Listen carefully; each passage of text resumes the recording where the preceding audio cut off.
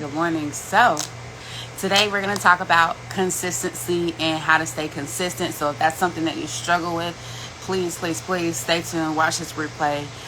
Stay on this live because I'm going to be giving you all of my hacks to consistency and how I get things done. So I am the type of person where when I start something and it's new, I'm super excited about it. I go over the top. I go all the way in. At the beginning, I'm like on it. You know what I mean? Like I'm in it to win it. And then after a while, and it depends on what it is, when I say after a while, it could be a couple of days, it could be a couple of weeks, it could be a couple of months. But after a while, I get bored. And then I kind of just fall off the bandwagon. And so I had to learn, when I started my business, I had to learn how to be consistent. Because when I started my business, I was in a predicament. Like I put myself in a situation where I wasn't able to do that. Even though that is my natural behavior that I tend to do, I put myself in a situation where it was like, you can't do that with this, because if you do that with this, with your business, you won't be making any money and you won't be able to pay rent. So when I say I put myself in a predicament, I mean, I went full time with my business and I left my job. So I didn't have any other choice but to change my behavior. Now, there are things that I did do that helped me make consistency a lot easier. And even now, as I release new products and new services and I secure clients, I'm always looking for ways to make consistency, the act of being consistent, easier for me. Okay, because you will not see lasting results if you do not master consistency. And it takes a long time. And I say, even now, I'm not perfect with it, but there's a lot of things that I do consistently in my business that allow my business to grow and thrive. And you guys see a lot of them. You guys see me go live consistently. You see me posting consistently. You guys see me working consistently, right? I put my behind the scenes in my stories. You guys see me, I'm trying to think of some other things that I do consistently. I do not go to events consistently like I should. I'm about to get back on it. But there's a lot of little things that you guys see me do. And people always ask me, how are you doing all of this all the time? Like, how are you showing up this often, this consistently over an elongated period of time? Some of you guys have been watching me here on this page since 2017. And you're like, Kelly, it's 2021. Like, this is year 5 full-time in business. How the hell are you still going live 5 times a week? How are you still posting 4, 5, 6, 7 times a day? And it's been 5 years. Like, what's going on? So these are the things that I do that are really going to help you, because yeah, I do a lot of stuff like that. Okay. Thank you. So I have 3 ways that systems can help you with consistency, but then I have 7 consistency tips that have helped me. Okay. So the first way that because systems is always going to help you be consistent, because it creates a streamlined workflow and process. It's a lot easier to be consistent when the process is the same way over and over and over again. It's why companies hire people to do quality control. Literally, that is anybody who does quality control, their entire job is to make sure that the designated system that has been set up and the designated process that's been set up is happening over and over again the exact way that it's supposed to be happening. I see you on here, Corey. Listen, we setting up your systems tomorrow. We're setting up your systems tomorrow. He just brought a badge. We're doing this. Okay, so hopefully you're in the state of Georgia, because he don't like to sit down, y'all. He likes to move around. So, yes. So systems help you create that consistency, and it also helps you with elevating the experience and interaction that your customers have with your brand. So people that do quality control, you see, people that do quality control, that is their entire job. Okay. So 1, systems help you with consistency because automation relieves your energy. It's a lot easier to be consistent with 2 things than it is to be consistent with 10 things. But a lot of times you're doing 10 things manually when you really only need to be doing 2 things manually, and the other 8 things need to be automated. So when you have a system, you're able to sit back and look at the process and say, oh, okay, I can actually automate here, here, here, and here. And then it becomes a lot easier for me to be consistent because I really only have to do 2 things. Like I only have to show up 2 times.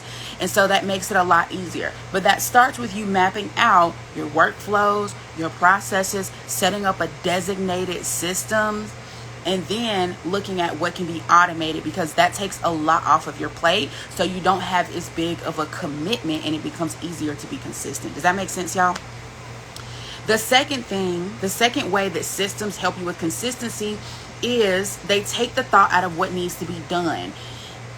When you are having to reinvent the wheel, as we call it, or you're having to start over from scratch thinking of how am I going to do this, it becomes a lot harder to be consistent because it takes so much energy out of you, right? Like you guys know, like for example, if you have to sit down and create social media content every single week, right, which all of us do, you have to sit down and create social media content. If you're starting from scratch every single time with new templates, that's taking a lot of energy out of you and it's requiring a lot of thought. But if you know, okay, I got to sit down and create the social media content, but I already have a workflow, I know it's going to be automated, I already have templates, I already have some plug and play captions that I can use. You don't have to start all the way from the beginning. You're not starting from step 1 in a 10-step process. You're starting from step 5. And so that makes it a lot easier for you to be consistent because you're not overwhelming yourself trying to think of all the things that you have to get done and starting all the way back from the beginning, from the basics. I see a few questions in there. I'm going to answer y'all's questions when I get to the end of this.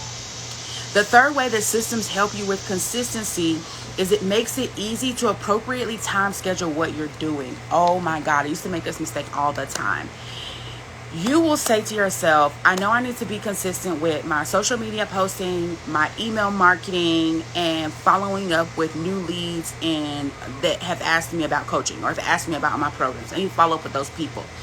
And you'll say, okay, I'm going to give myself an hour to do my social media content, an hour to do my follow-up, and an hour to do my email marketing.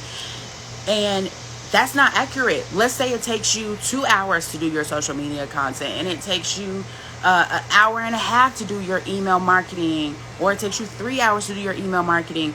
So when you have no realistic view of how long it's going to take you to do something, and then you allocate time towards doing that thing and you break the time schedule, it becomes really hard to be consistent because you start telling yourself, this is what happens, you start telling yourself, I know I'm only have an hour to spend on this, but I know it's going to take me 2 hours, so I'm just going to wait and do it at a time when I know I have 2 hours.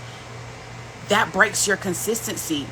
What's more efficient and what's better is that when you have your system set up and you decide what your workflow and what your process is going to be, you appropriately schedule and time block that time. So in my program, I have a systems group coaching. Inside of my program, the first week, it's map out your workflow, time yourself. You need to be realistic with how long it's taking you to do something. Because if you're not, then you're setting aside 30 minutes to do something that takes an hour and then you don't get it done because you know you don't have time for it. But if you set aside an hour for something that takes an hour, then you have a realistic expectation for what's about to get done, and it becomes a lot easier to be consistent because you're not messing up the time that you've allocated to execute. Okay? So systems really help you with that as well. So those are my 3 ways that systems help you with consistency. I'm going to answer some questions and then I'm going to go on to my specific consistency tips because I have 7 of those. So let me go back and answer some questions here. Okay, here's one. Do you have any social media or content creators you've recommended? I'm feeling really discouraged as I've tried dozens of creators over the past few years and struggled to find people who provide ROI. Okay, so with your social media content, as far as creation, if you're talking about a social media manager, yes. No, well, no. All the social media managers that I know have a full roster. They're all booked. If you just need the content created and you can write your own captions and you can schedule it to an auto poster, an auto posting system like Planoly or later, then yes, you can contact In Hines Enterprises. That's her Instagram name. In Hines Enterprises. Let me type it for y'all.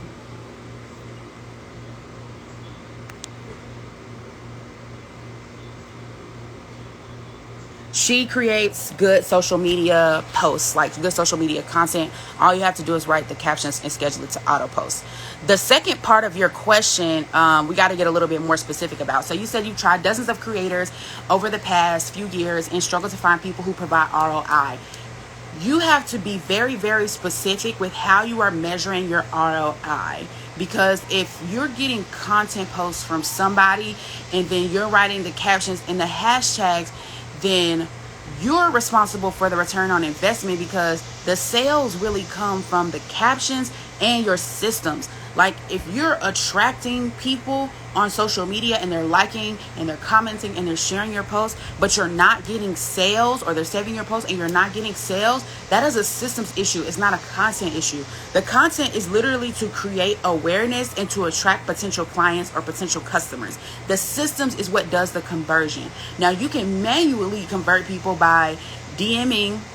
If somebody comments on your post, start a conversation with them on the post, and a natural conversation, carry it over into the direct messages. Or if somebody comments on your post, you say, hey, there's a link in my bio. If you click that, you can get something for free that's going to help you with this. So you can manually nurture those leads, because anybody that likes your post, comments on your post, saves your post, or shares your post, that person is a lead. It doesn't matter if you're a service-based business or a product-based business. If they didn't want what you had, or if they were not interested or intrigued by what you're doing, they would not interact with your content. So when somebody interacts with your content, that is the beginning of the relationship with that person, and it is then your job to carry on the relationship by nurturing and converting them over into a sale. Okay, it's like when somebody walks into a store, there's a salesperson there. They say, hey, how can I help you? What are you looking for today? What brings you into the store? They ask all these questions, right?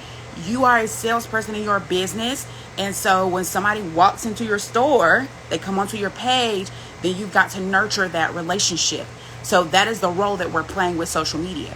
Now, I can't say, oh, somebody walked into the store, there was no salespeople, there was nobody at the cash register, there was no deal or special going on that day, the store was not properly branded. I can't, all of that goes on. If somebody walks into the store and all of that is going on, they're not going to buy. So that's not the social media content person's fault. Now, I'm not saying that that's your situation, but you need to have a very specific way that you measure your return on investment. So are you measuring your return on investment by the level of engagement that you're getting? Are you measuring it by the amount of direct messages that you're getting? Are you measuring it by the amount of website clicks that you're getting every single week? Because that is a indicator of awareness and brand visibility happening, and that you can turn into sales, but you have to put a parameter around what you're expecting to happen when somebody posts from you.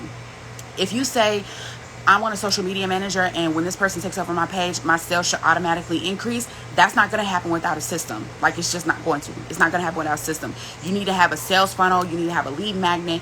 You need to have some type of landing page set up. There needs to be some type of nurturing email sequence. You need to have some type of follow-up process. There's got to be all those other things in order to nurture those people. You will not see conversion from social media if you do not have systems. Like, it won't happen. All right, I think that's the question that I saw. Okay, that was a question that I saw. All right, so we're going to run through these tips real quick, because my baby she just woke up and she's crying. So, number one, you have to have a period of absolute no. When you first decide, I'm going to be consistent with this thing or this activity, whatever it is that you decided you're going to be consistent with, you have to have a period of absolutely no. What I mean is, if you say, for the time period that you have allocated towards that thing, like if you say, I'm going to create my social media content once a week on Sundays, I would say for the first 12 weeks of Sundays, if somebody asks you to do something on Sunday, it's a no. I don't care what the hell it is. Unless somebody is dying, the house is on fire, or you're dying, or your kid's dying. You know what I'm saying? Like, if it's not something that is an absolute emergency, going to brunch is not an emergency. Picking up an extra shift at work is not an emergency unless your bills are not getting paid. Hey, come help me move. Not an emergency. You have to say no. You cannot bend the rules. 12 weeks. I'm not playing. It's not 21 days. It doesn't take 21 days to create a habit. That's a fucking lie. It really takes like 90 days, okay?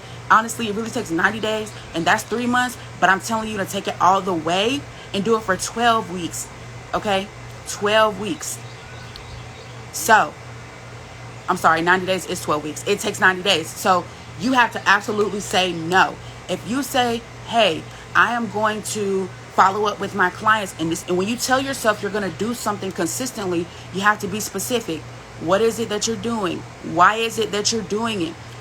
When are you going to do it? How long are you going to do it for? You have to be very, very, very specific.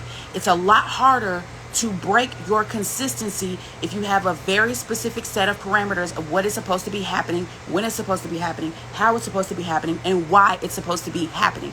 That's why when they tell you to set your goals, they tell you to set SMART goals that are specific, measurable, attainable, realistic, and trackable, okay? That's why they do that, because when you get more specific, it's harder to not hit that goal. It's harder to not track what's actually happening. It's harder, okay, to break it. So you have to do the same thing with that. So when you're trying to be consistent, you have to be very specific, and then anything that comes up, because I'm telling you, as soon as you say, I'm gonna be consistent, the devil is coming for you. I'm telling you. Listen, this is why it happens so often when you say, oh, I'm going to do this, and this stuff starts happening. When you decide that you are going to be consistent, when you decide that your life is going to change, when things are going to be better for you, that your business is going to be more productive, it's going to bring in more revenue, the devil is on your ass. So you have to be specific. Salute, no. 12 weeks, no. I don't care what it is. Like I said, if somebody's not dying and the house is not burning down, it's a no. Prioritize, okay? That's the first thing. The second thing, you have to be self-aware. You got to know yourself, okay? Stop lying to yourself, making excuses about why you can't do something. Be self-aware. You know what you're good at. You know what you're not good at. If you're not good at something, set up a system or a process for how you would like it to be done. And even if you're not good at it, you can outsource that to somebody else. But you have to be self-aware. You telling yourself, I'm going to be consistent with creating a social media post, and you know you're bad at creating social media posts, you either need to go take somebody's course, or you need to decide how you want your social media post to look, and then you need to find somebody who can execute your vision. Decide what your vision is, hone in on what your vision is, and then pass that off to somebody who can execute better than you. Be self-aware. You lying to yourself, because that's what it is. I'm not even gonna sugarcoat. Y'all know me. Be you lying to yourself saying, I'm gonna do this, and this, and you know you hate doing it? Why are you doing that? Stick to what you like to do. Stick to what you like to do. Create a vision for the things that you don't like to do, but you know need to get done, and pass it off to somebody else. That's be self-aware. Consistency tip number 3, work when you're most productive. I'm most productive in the morning. I'm up at 5:30 in the morning. I'm done working around 2 unless there's an emergency or somebody really needs me. I'm not working after 2 o'clock. Like, I'm just not. I know myself. So instead of saying, I know I'm not going to get no work I've done after 2 o'clock, and I'm going to start work at 10 a.m. and then I've only worked for 11, 12, 1, 2 hours. I get up at 5:30 in the morning, and I give myself more time in the morning, and I make the best of my morning time, and I'm more productive. You are better off working less hours and being more productive in less hours than saying, I'm going to work these long hours or these long shifts in my business, and I'm going to kind of get something done and kind of not get something done. Only work when you're most productive. Some people that's in the morning, some people it's in the afternoon. For some of y'all are most productive in the middle of the night. If you have to sacrifice some sleep in the middle of the night because you're most productive at night, sacrifice that sleep and schedule yourself a nap during the daytime in a time period when you're the least productive, okay? And for some of y'all that works. If you have kids, listen, if you have kids and they go to school or they go to summer camp during the day, and you know you're most productive at night, work at night, and when your kids are at school, take a nap during the day. Take a 2-hour power nap and work 2 hours at night. Trade off the time, because it's going to make a big difference, and you're going to see more productivity, and you're still going to get your amount of rest. You still need 7 hours of sleep, but if you trade off, if you work from 10 to 12 at night and then you take a 2-hour nap during the day, you're still getting your sleep. All right, so do the trade-off. Number 4, mindset. Take responsibility. When you don't get something done, take responsibility, okay? Don't blame it on other things. Like, it's really hard to be consistent when every time you fail to do something, you're putting it off on somebody else, or you're blaming somebody else. If you fail to do something, if you say, I'm going to be consistent with this thing, and then you don't do it, you need to sit down and have a serious talk with yourself. Dang, I really didn't do it. Why didn't I do it? What happened? Evaluate the situation, because if it didn't happen, there's a reason why. Okay? Did something come up? Did you double schedule yourself? Did you agree to do something that you didn't really want to do? You had to go do it anyways? Were you guilted into doing that thing instead of doing the thing that you said you were going to be consistent about? Analyze the situation, because what you need to do is you need to pinpoint where the roadblock is coming in. You need to pinpoint what is happening that's causing you to not be consistent, and you need to eliminate it. So you have to go back and analyze, okay? But that requires you to take responsibility. You can't just say, oh, I wasn't able to do my social media posting this week because so-and-so needed my help, or because I had to take my kid to soccer. Okay, so this week, do not schedule your time when you're supposed to be creating your social media content anywhere near when you're supposed to be taking your kid to soccer practice. Or take your laptop and take your cell phone to soccer practice and turn on Wi-Fi and create the content while your kid is at soccer practice. Like, you have to sit and analyze, but that requires you to take responsibility in your mindset, okay? The number 5 tip to consistency is reward yourself. This is one of my favorites.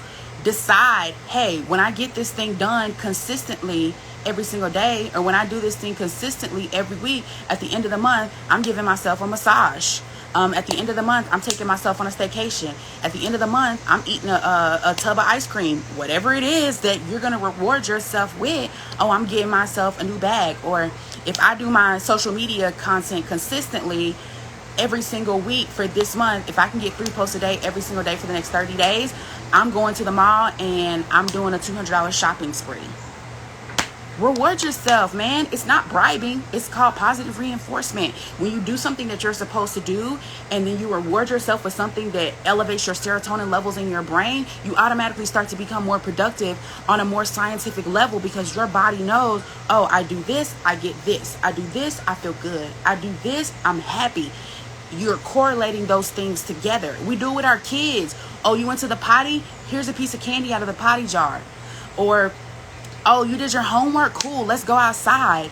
Oh, you got an A in school? Let's go to Chuck E. Cheese. It's the same exact thing. Like, you got to start parenting yourself. It works for them because it works for all of us. Like, kids are like the most purest form of who we are as humans. They see roadblocks, they go around it. They don't let people tell them no. They react to positive reinforcement. They try things over and over and over again until they get them right. Okay, y'all, look at your kids. Like, they're doing the things that we need to be doing, but as adults, we grew up and decided, oh, we're not going to do that anymore, or society told us, oh, that's just for kids. No. If I have a jar on my desk that's my email marketing jar, and every time I send out an email, I get a piece of candy out of that jar, and that works for me, then that works for me. Make it do what it do, boo. Reward yourself. Number 6, consistency tip number 6. You need a physical progress tracker. I do this with sticky notes. I tell myself, hey, I need this many people enrolled in my program to have a 5-figure launch. I'm going to put that exact number of sticky notes, and as people enroll, I'm going to write their names on the sticky notes. I have a physical progress tracker. When you can see your progress in your face every single day, it stays at the forefront of your mind, and it's easier to be consistent because you can actually see that your consistency is paying off. You can do that with sticky notes like I do. You can have an actual tracker. Have you ever seen nonprofits, when they run a fundraiser, they have that tracker, and every time they get to a new line, they fill it up. Oh, we got $10,000, let's fill it up a little bit more. We got $20,000, let's fill it up a little bit more. They do them in corporate too. They have trackers so that everyone can see the team progress visually on the wall. It makes it easier to be consistency because you can actually see that your consistency is paying off. You can do it at home too. You can do it with your business. You don't have to be a Fortune 500 company to have a progress tracker. Look it up on Google, print it out, okay? Last thing to be consistent, and I'm going to put this in the replay. You guys can ask questions in the comments under this video if you want to. Be specific with your tactics about accomplishing your goal.